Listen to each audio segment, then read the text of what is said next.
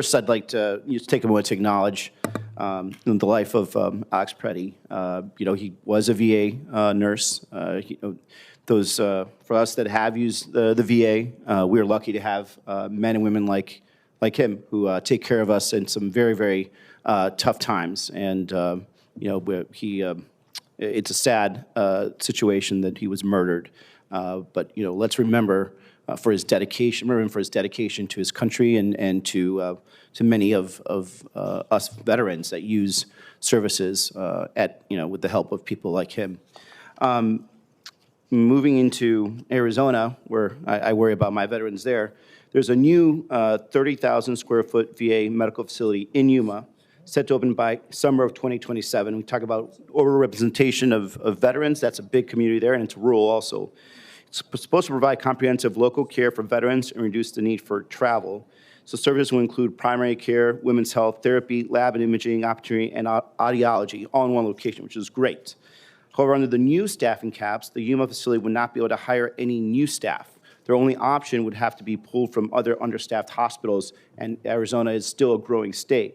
So how can you guarantee that veterans in Yuma will be able to get medical care if these staffing caps are still existing? And how can I look at my constituents and tell them that this VA does not really understand that you're going to be essentially robbing Peter to pay Paul and potentially not creating a fully functioning system in one place and or another place? Yeah, Senator, you're one of the reasons I think an underlying secondary reason, if you look at it, your state along with the whole Southern is why we're doing this reorganization. And Mr. Goins talked about that a minute ago. I'd like him to explain that a little bit further, how we can actually reallocate assets for those things. So I know you're talking about Arizona, and I know that's important to you, but I'm going to use a couple other examples where we have a similar effect. Nashville, Tennessee is one of the fastest growing markets in the country, along with the areas of Arizona that you've discussed, along with that whole southeastern sunbelt area. The problem we've experienced in the past is because we have not created a system that ultimately aligns resources in the way Mark described, a Manning document, if you will, with the overall demand and needs for those growth areas. We have created pockets where we have far too many, in theory, resources. We've got to take our time to make sure that those are allocated appropriately on an enterprise level so that we can then reallocate resources in places where veterans are moving. And we know that happens to be in that same market. Veterans are a microcosm of society. So as a result, the goal is not to take what you saw go out saying this, again, based on what Mark said, this is based on overall needs of the system and use that in perpetuity. Over time, that changes. And if we see a higher need in a market like Arizona or Nashville, et cetera, some of those high-growth markets, then the expectation is, as an enterprise, we don't ask local markets to rob Peter to pay Paul. It's about assigning resources. So, and just to further that, the question is an issue of timeliness then, because it's good in theory, but then government's not known for making decisions quickly, nor big bureaucracies. So we're going to be opening up that VA facility at the same time you're starting this new process, and what I fear is there's going to be just an absolute drop of that. Now, moving on, kind of also related to that.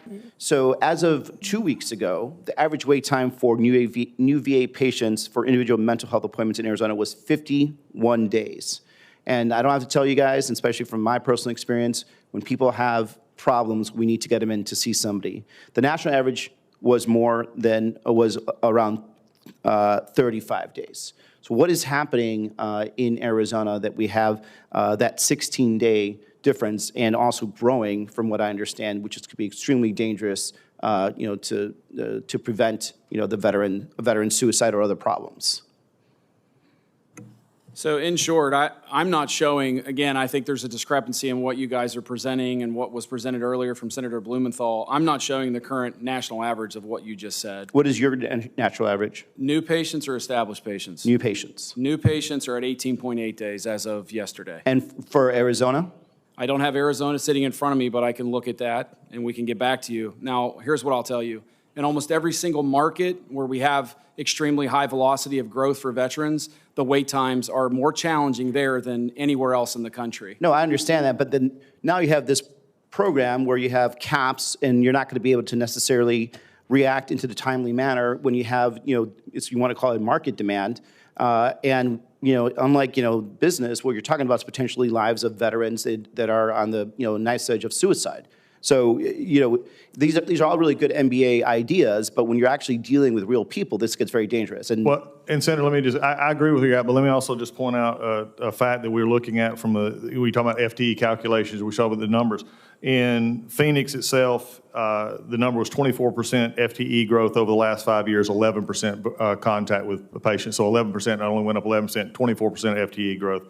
In Northern Arizona, 39% FTE growth at, again, only 11% actual contact. Southern Arizona, 18-2. These are showing that we can, and this is why we need this system to be able to move people where they need to so that we can handle areas such as yours. So Look, again, I know it's all in the middle, but we're working. Right, so FTE doesn't necessarily mean that it's the appropriate people that are actually dealing with mental health. It could be the janitor, things of that nature. Exactly. So I just want to make sure. Hit while we're doing this. Yeah. Thank you. I'm not sure it's working in the way in a timely manner that's going to bring services to the people as they need it. If I could say real time, because it is somewhat sticky, right? I said earlier, private sector, they just lay people off. We're not going to do that. So over time, we have to do it kind of through attrition where it makes sense.